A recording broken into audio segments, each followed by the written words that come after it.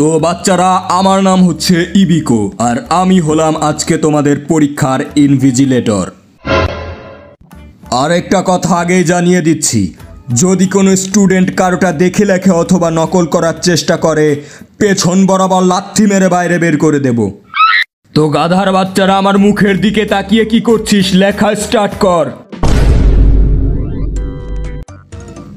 আরে সারা বছর আমি অনলাইন ক্লাস করার পর এখন আমি অফলাইন এক্সামস কেমনে দিব?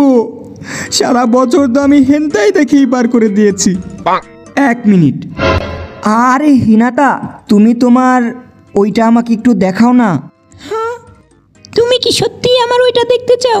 হ্যাঁ হিনাতা, একটু দেখাও, শুধুমাত্র 2 মিনিটের জন্য। কিন্তু মানে আমি এখন কেমনে দেখাবো? আমার তো এত মানুষের সামনে কাপড় খুলতে লজ্জা লাগছে।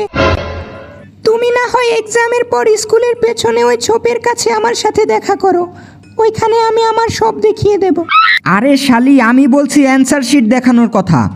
একদম শাহবাগী মাগিদের মতো চিন্তা ভাবনা তোর।